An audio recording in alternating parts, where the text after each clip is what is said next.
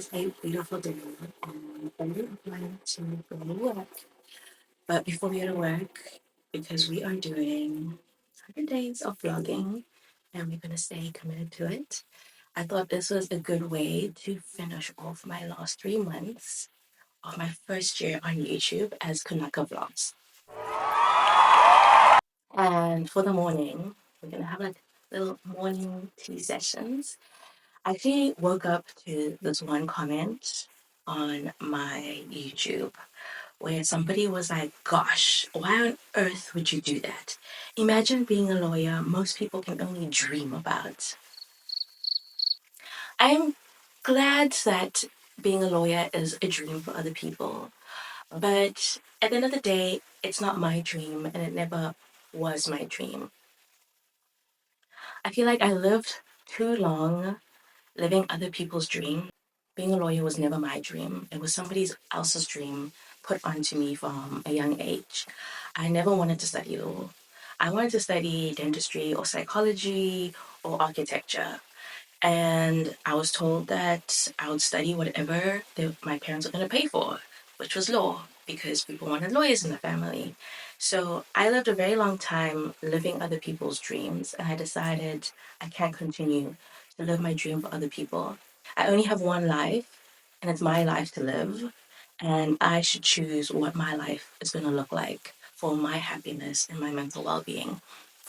If you haven't yet, I did have a video where I spoke about how I quit my lawyer job to become a photographer and be more creative, because that's where my passions lie, where my passions are just been fueled, where my heart literally belongs. So even though this was never a dream of mine to be a lawyer, at the end of the day, it was never good enough for the people that forced their dreams on me, because I was still called unambitious. I was still called lazy. I was still called a failure just because I didn't go and get my master's at Harvard and I wasn't working in America at a big law firm so that they can boast about their daughter in America with a Harvard master's and so forth and so forth. I think it's important to note that we only have one life to live, and it's mine to live, nobody else's. And I don't want to be that adult child who lives a life for other people, whether it's parents, friends, society, waiting for people to kick the bucket so I can finally breathe. I want to breathe now because tomorrow is not promised. I don't know what's going to happen in the next few weeks, days, even hours of my life. That is why I want to live my life for me. I think lockdown was one of the most eye-opening times of my life because I think I was actually inspired by my cousin. May she rest in power. But she was an accountant and she hated it. And she told herself she was not going to live this life of being unhappy, doing something that didn't bring her joy, just to fit into society's mold. And so everybody can be like, wow, you're an accountant. How lovely, how amazing. So you can have that praise of saying you are a certain profession. And I get it. It's nice to be like, oh, yeah, I'm a lawyer. Everybody goes, wow. But that's a temporary glorification, a temporary yay. Because in the day, I wasn't going home happy. I was depressed. I was in bed. Like, I couldn't do anything. I couldn't do life. And I think when she passed having built an empire of a business, okay, in Zimbabwe. She was telling me that she was ready to launch in South Africa. And I know she said when she started this dream, everybody looked at her like, what the hell? Why would you not want to be an accountant? It's such a great job. It is a dream for others to be that. But she was like, it doesn't make me happy. It doesn't set my soul on fire. And she pushed her passion for her business. And it did so well. She built a beautiful empire, opened her first store, bought herself a nice car, cash, because in Zimbabwe we don't do debt, car loans, mortgages. You buy things, cash, money, Mandela, dollars. And I think when she passed, I realized, you know what? She actually lived her life for herself. She followed her dreams. She worked hard for it. She built her empire. She bought herself everything that she wanted and she was happy. And I was like, I need to do that for myself as well.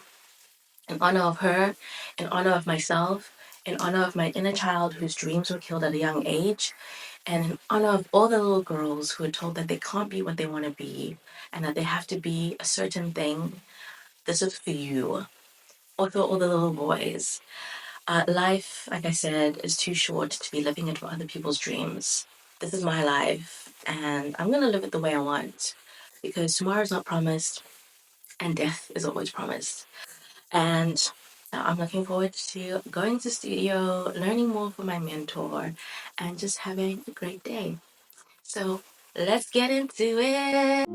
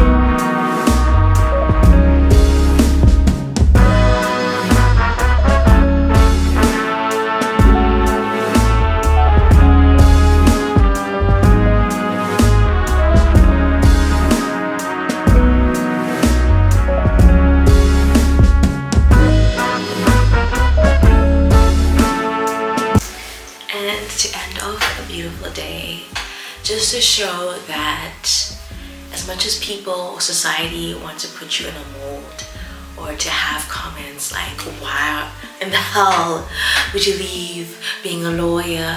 People would dream of that. Yeah, those are their dreams, not mine. I've opened a fortune cookie and like it just soar. And I love that it says, luck is with you, whichever road you choose is the right one. I definitely know that I'm on the right path. Today was like a beautiful day, but it also reminded me that everything I'm doing, the universe has aligned to make all my dreams and passions come true. And that I need to put in the work to make sure they all come into fruition, that I can reap the rewards of my harvest, which I am looking forward to reaping the rewards of that harvest, because I have been plowing, planting the seeds and putting a lot of effort, even though some days are hard, some days you feel like giving up. And of course there are moments where I'm like, I should go back to that lawyer salary. That salary was great. But at the same time, I know I can make more than that. And I know I am worth more than that. I am worth more than just a paycheck that comes with depression and sadness and an anxiety. And I think when I've been reading The Artist's Way, and I have fallen behind on it, but I will get back to it. But there's a chapter where she speaks about how, as an adult or as an artist, we feel shame in admitting our dreams.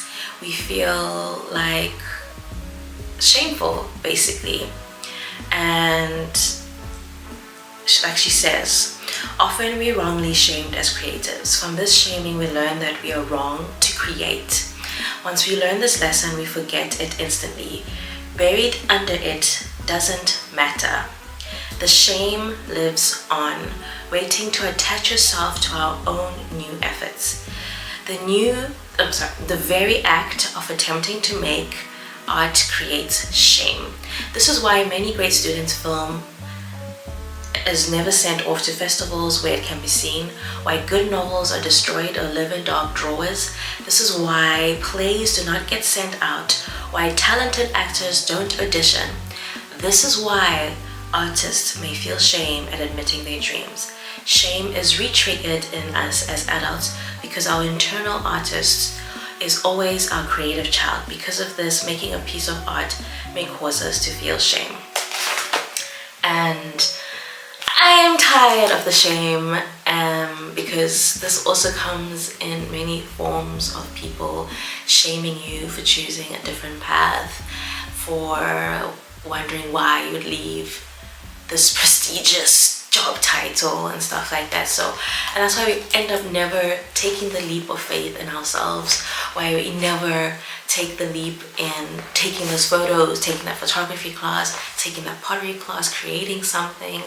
And I know I'm on the right path, I'm on the right journey. And like Pablo Picasso said, every child is an artist. The problem is how to remain an artist once we grow up. Like, our light is dimmed by people, family, and staying an artist already as hard as it is as an adult, because we're told we need to be accountants, doctors. We're told to be accountants and doctors and stop being dreamers. But I know that I'm on the right path, and I know that I'm tired of living my life for other people and their dreams. And I'll also never live my life for other people's dreams, especially for strangers I've never met. I've done that for too long, and I am definitely not interested anymore. So I don't want to be that person who hides my books in a drawer collecting dust, or my camera collecting dust, or closing up my dream into a closet and never opening it up again. Now's the time, and my life is only mine to live. And that's all I have to say. See you in tomorrow's vlog.